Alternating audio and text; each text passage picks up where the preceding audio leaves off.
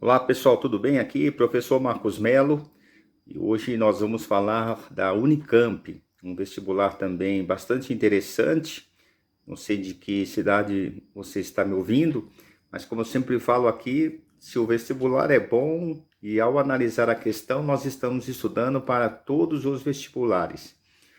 Essa questão da Unicamp foi de 2021, ela vai abordar uma questão bastante interessante porque nós vamos usar, como eu sempre falo, não só para resolver a questão, mas discutir, ampliar essa discussão. Porque, como eu sempre falo, pessoal, não vão fazer Ctrl+V, Ctrl+C e colocar no vestibular. Eles vão colocar algo semelhante, mas não literalmente igual. Então, quando nós pegamos uma questão assim, nós temos que ampliar a discussão e não ficar restrito só a assinalar a alternativa correta, certo? Era a primeira fase, então, tipo teste. Vamos ao texto então, olha. Antes da gente resolver, só um lembretezinho, essa questão eu vou resolver aqui, não veio como história. Mas eu acho pertinente, acho que caberia numa prova de história, por isso eu vou resolver. Antes de resolver a questão, eu vou deixar aqui, caso você queira, você dá uma paradinha e tenta resolver. Inclusive, eu recomendo que você tente fazer antes do meu comentário. Diz assim: esses artifícios de montagem, mixagem, dão ao rap uma variedade de formas de apropriação que parecem tão volúveis e imaginativas quanto a das artes maiores, como, digamos, as exemplificações na Mona Lisa de bigode de Duchamp e nas múltiplas reduplicações de imagens comerciais pré-fabricadas de Andy Warhol. O rap também apresenta uma variedade de conteúdos. Não apenas utiliza trechos de canções populares, como também absorve ecleticamente elementos da música clássica, de apresentações de TV, de jingles de publicidade e da música eletrônica de videogame. Ele se apropria até mesmo de conteúdos não musicais, como reportagem de jornais, da TV e fragmentos de discursos de Malcolm X e Martin Luther King. Então é um texto que eles vão utilizar para fazer aí um questionamento. Antes de ir para as alternativas, o que eu quero chamar a atenção aqui de vocês? Primeiro que há várias, é uma questão, como eu disse no começo, de muitas referências. Então, por exemplo, o aluno aqui, ele tinha que ter esse conhecimento. Inclusive, o examinador colocou a imagem, no caso da Mona Lisa de bigode, o que ajudava bastante também, mesmo que o aluno eventualmente não conhecesse essa obra. E aí que eu chamo a atenção de vocês. Ao longo aqui de todos os vídeos que eu faço, eu até sou repetitivo nesse sentido, de que você, além de se apropriar do conteúdo de história, você tem que ser um aluno, pessoal, como se diz na gíria, antenado, certo? Ligado no que rola no mundo. É esse aluno que os examinadores estão cobrando, né, esse conhecimento para que ele entre na universidade. A universidade, principalmente essas boas, as públicas, a USP, a Unicamp, a Unesp, as federais aí do seu estado, elas querem alunos que futuramente, né, eventualmente sejam pesquisadores. Então, ele quer fazer já essa seleção, não é uma simples seleção ali do ensino médio, percebe? Até um pouco além. Ele quer esse aluno que tem essa visão ampliada. E é isso que a gente tenta fazer aqui. Não se restringir a resolver ali o gabarito, e, enfim, discutir o assunto de uma maneira bem mais ampla. Então, vamos supor que você quer uma outra universidade, você não tem grandes pretensões. Poxa, mas você está se preparando para o melhor. Se você está se preparando para o melhor, aquele que eventualmente não é do mesmo nível, você vai tirar de letra. Então, por isso que você tem que sempre se preparar com os melhores. É como se fosse um jogo, pessoal, de futebol. Você vai treinar só com um time ruim, quando você pegar um time bom, você vai perder, não é? Então, você tem que ver essas questões, porque elas vão te enriquecer. Ah, mas professor, onde eu estou, né? Ou na minha cidade, ou mesmo por alguma razão assim pessoal, você não queira entrar na universidade pública, você vai fazer um vestibular, como eu disse, menos concorrido, mas você se preparou para o melhor. O outro você vai ser, né? Você vai tirar de letra. É isso que nós estamos fazendo aqui. Então, vamos seguir? Então, pessoal, como eu estava dizendo, antes de dar as alternativas, o que que você consegue aprender desse texto? Ele está falando do rap, não é isso? E fazendo uma relação com outras obras. No caso aí do Duchamp, do Andrew Warhol, que ele está fazendo uma análise positiva ou negativa do rap. Esse é o primeiro ponto. É uma análise positiva, certo? Ele está falando, olha, que o rap, no início, ele fala assim, ó, uma variedade de formas que aparece então imaginativa quanto das artes maiores. Então ele está colocando o rap numa condição, certo? Do Champ, como foi citado o Andy Warhol. Então é isso que você já tem que ficar atento, tá? Vamos ver as alternativas, porque elas vão nos ajudando aí a fazer essa análise, essa reflexão. Então, diz assim o enunciado, né?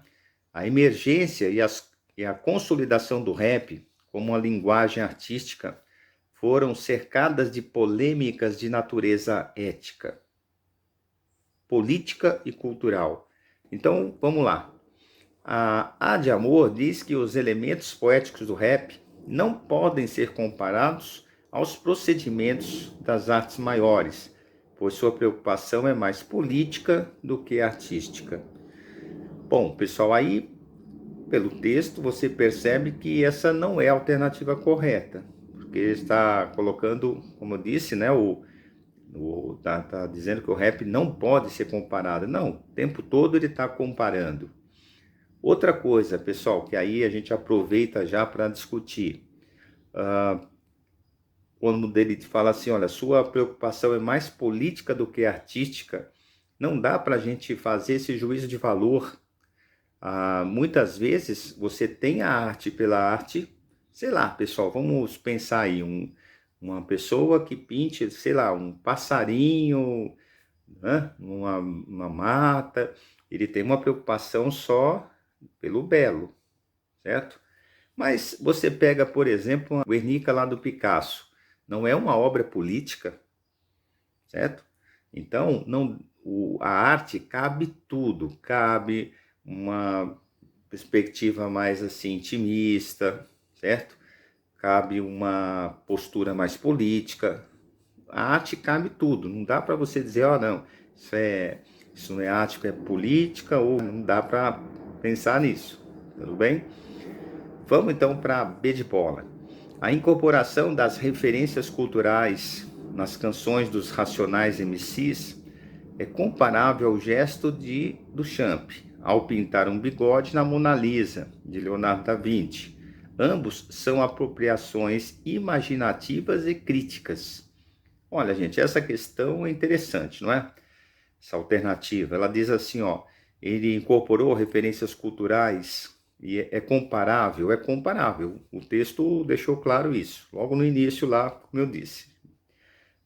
E aí ele fala, olha, o Duchamp pintou um bigode na Mona Lisa, que é uma obra, com certeza essa você conhece, do Leonardo da Vinci, um dos principais expoentes do Renascimento, e uma obra também bastante conhecida, que foi pintada no século XV, né, para o XVI ali, e o Duchamp vai, vamos dizer assim, como, né, se apropriando aí das palavras, das alternativas, imaginativa e crítica. Quer dizer, que realmente o Duchamp estava fazendo isso, certo? O Duchamp é um dos expoentes da arte surrealista, um artista espanhol, também imagino que você o conheça.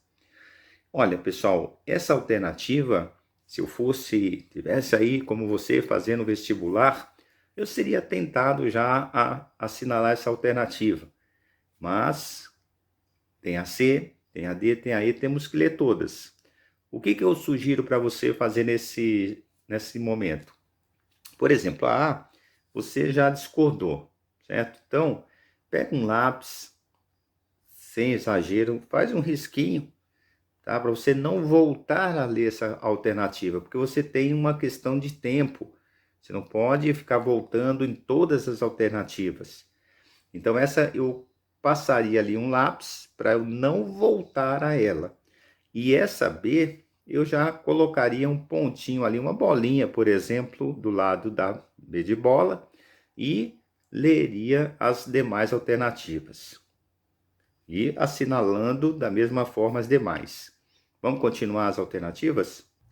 A C fala que o modernismo de Duchamp, os quadros do pintor norte-americano Andy Warhol e as canções de rap não têm valor artístico. Pessoal, aqui já daria até para parar, mas nós vamos ler até o final, né? Pois expressa a degradação e o ecletismo de uma sociedade de massas.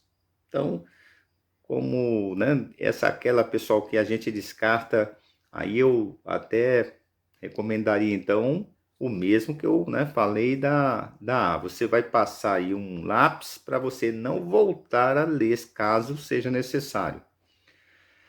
Vamos ver a D. O rap dos Racionais MCs e as artes modernas não fazem distinção entre cultura erudita e de massa. Misturam os seus elementos e produzem obras destituídas de crítica social. Pessoal, o rap é destituído dos Racionais MCs, destituído de crítica social, então totalmente descartável. Ao analisar as alternativas, você percebeu como ela ficou fácil? Porque uma simples interpretação do texto faria com que você chegasse na alternativa correta. Por isso o que eu falo, pessoal, não deve se assustar com nada. Muitas vezes, gente, o aluno, ele vê uma alternativa dessa, sei lá, por alguma razão, gente, ele, por exemplo, nunca ouviu os Racionais. Por alguma razão, não conhece o Duchamp, enfim, ele fica eventualmente ali já como se diz na gíria, na neura. E aí é o que eu sugiro, olha, você vai lendo o texto, você vai vendo que é meio que uma interpretação dele. Tá? É óbvio que quando você conhece, quanto mais você domina esse universo, por isso que eu falo aqui, a gente aproveita as alternativas para ir ampliando esse conhecimento, para não ser surpreendido na hora do vestibular. Então, é nesse sentido, tá? Mas a interpretação daria para resolver. Agora, quanto maior o conhecimento, mais rapidamente você chega na alternativa correta. São várias questões que você tem que resolver. Então, você também tem que ter essa capacidade de administrar o tempo. Então, por isso, eu sugiro aí sempre leitura, nunca vai nos atrapalhar, vai sempre nos ajudar, mesmo que indiretamente. Você percebeu por essa questão que daria para resolver, mas com conhecimento prévio desse universo todo que nós estávamos discutindo, fica muito mais fácil resolver. Vamos então para a próxima? Nessa questão eu deixei preto e branco e colorido. Você vai entender o porquê na sequência da explicação. Dá uma olhadinha nessa questão 61. Eles colocaram um quadro, começar primeiro na figura, uma figura de dimensão absurdamente maior, né? Tamanho das casas até maior. Está segurando uma bandeira verde e diz assim, o bolchevique. Então, o aluno que estudou a Revolução Russa, ele intui que essa obra é uma homenagem aos bolcheviques. Então, vamos relembrar rapidinho aqui, existiam dois partidos, pelo menos os mais importantes, na Rússia naquele momento, os mencheviques e os bolcheviques, não é isso? Os mencheviques eram aqueles que a gente considera assim mais moderados, mantiveram a Rússia na guerra, mesmo depois de derrubar o czar. E os bolcheviques, não, né? Os bolcheviques queriam realmente uma sociedade socialista, tinha como principal líder o Lenin, enfim. Então, essa é a primeira informação que você já teria que dominar. Vamos ver o que o examinador cobrou. O quadro bolchevique foi pintado pelo artista russo, aí repete o nome, né? Boris Kustodiev. Ele faz referências à Revolução de 17 e tem em seu centro a figura de um proletário segurando a bandeira pintada na cor vermelha. A partir da leitura do quadro, aqui reproduzido em preto e branco e no seu contexto histórico, assinale a alternativa correta. Por isso que o texto foi necessário, a obra aí veio preto e branco, foi necessário o esclarecimento ali do autor. Mas pode vir a obra colorida sem o texto de apoio. Por exemplo, caso isso aconteça, você tem que ficar atento ao tamanho das figuras, às cores, tudo são, né, informações que você pode usar para resolver a questão. Então, continuando, ele fala assim, assinale a alternativa correta. A A fala que a movimentação de 17 resultou na saída da Rússia da Primeira Guerra Mundial e resolveu os problemas econômicos do país. O quadro retrata a pouca adesão popular ao movimento bolchevique. Pessoal, essa daí, vamos por frases. Ele resultou na saída da Rússia na guerra? Depende, não é? Se foi a primeira revolução lá, menchevique, por isso fiz questão de citar os mencheviques, a Rússia não saiu da guerra. Só vai sair no final do ano, na Revolução Bolchevique. Outra coisinha, pessoal, resolver os problemas econômicos do país. Será que resolveu? Né? Tem que dar essa reflexão, fazer essa reflexão aí. O quadro retrata a pouca adesão popular? Não, pessoal, se não tem adesão popular, não tem sucesso a revolução. Ela teve adesão popular. Então, aquele conselho, né? Você passa aquele lápis lá. Pode ser que ao final lá, quando você chega no caso, tem vestibular que vai, né? Tem 5 alternativas, tem outros que tem 4, como no caso da Unicamp.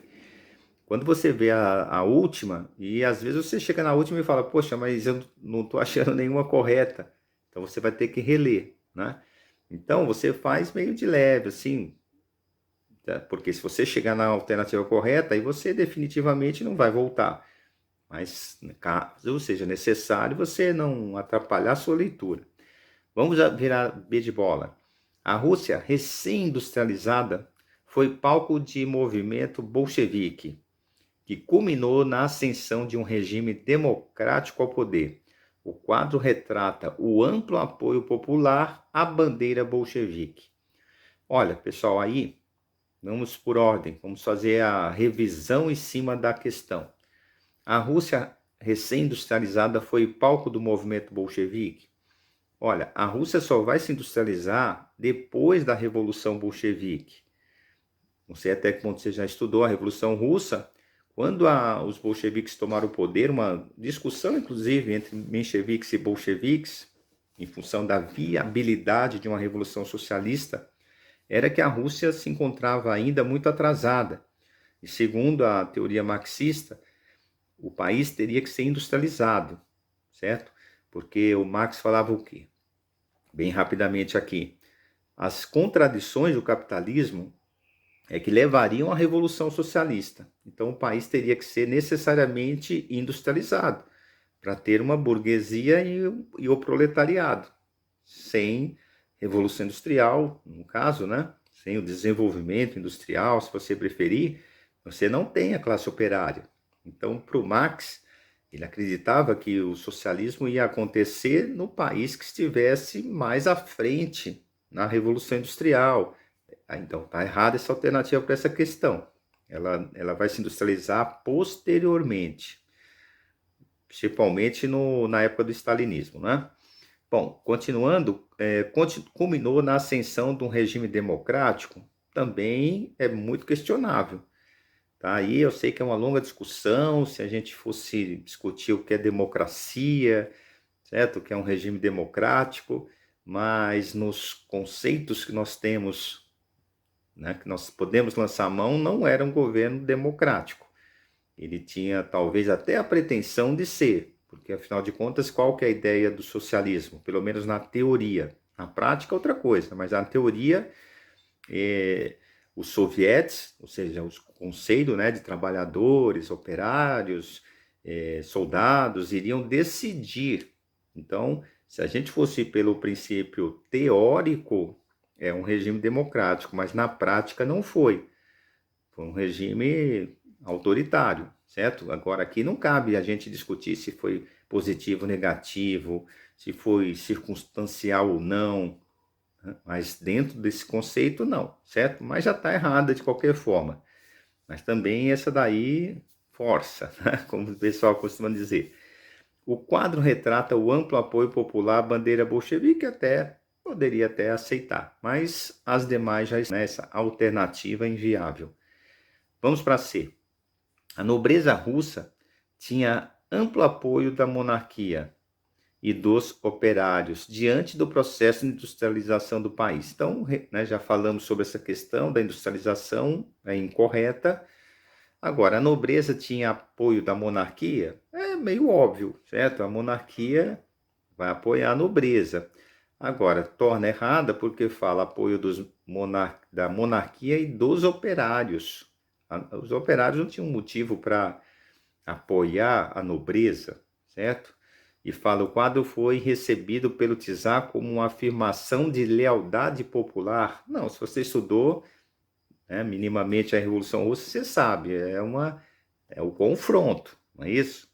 Ah, houve o czar, foi derrubado, um governo muito impopular na época, e então tá furada essa alternativa, então tracinho lá, hein, gente, lápis, né? E a D, a Revolução Russa foi responsável pela queda da monarquia e a ascensão do partido bolchevique ao poder.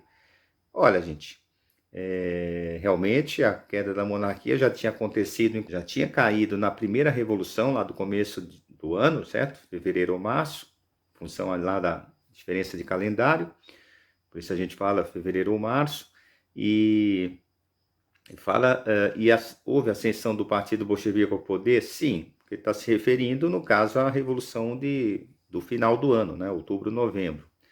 O quadro foi visto pelo governo revolucionário como uma afirmação de sua ideologia. Sim, né? Bandeira vermelha, o símbolo do socialismo, o operário, como eu disse, uma dimensão maior, né? Tamanho das casas, das outras pessoas, enfim. Então, essa é a alternativa correta. D de dado. Tranquilo? Então, se você estudou aí a Revolução Russa, tenho certeza que você faria essa questão aí tranquilamente. Vamos para a próxima? Eu deixo sempre a questão aqui, caso você queira fazer antes do meu comentário, você faça, inclusive recomendo que tente fazer antes do meu comentário, beleza? Questão 64, veja que interessante, eles colocaram foto da estátua do Colombo caída. A estátua de Cristóvão Colombo é derrubada em protesto em São Paulo, Minnesota, Estados Unidos. Bom, a partir da foto e seus conhecimentos sobre a relação entre passado e presente, assinale a alternativa. A fala que o progresso histórico demonstra que as estátuas do passado perdem seu significado no presente, justificando sua derrubada dos espaços públicos. Todas as estátuas perdem seu significado no presente? Parece que não é por aí. Vamos ver a B? As estátuas e os monumentos medeiam formas de lembrar o passado, de compreender o presente, e seu significado são sempre suscetíveis a disputas políticas e sociais. A C fala que as estátuas e os monumentos testemunham modos de viver e concebem o mundo no passado, portanto, são alheios à ideologia e às disputas políticas. Olha, aí é uma daquelas que eu já descartaria imediatamente, por quê? A estátua foi derrubada, né? Você tem que pensar assim. Se ela foi derrubada, nós concordaríamos que elas são alheios à ideologia e às disputas? Não, está tendo uma disputa aí, senão não iam querer derrubá-la, certo? Então, parece que essa daí é daquelas que você já passa o lápis, não é, gente? Para não voltar a lê-la. A D fala que as estátuas e os monumentos do passado são veículos neutros em termos ideológicos e políticos. Por isso, devem ser preservados e protegidos do vandalismo. Eles são neutros? Não, gente. Quando você ergue uma estátua, você está fazendo uma homenagem a determinada pessoa, certo? Então, ela não é destituída aí de, como diz, né? Não é um elemento neutro. Também é outra que se descarta. Bom, gente, ficamos com a A de amor ou B de bola. Qual das duas aí você acha mais pertinente?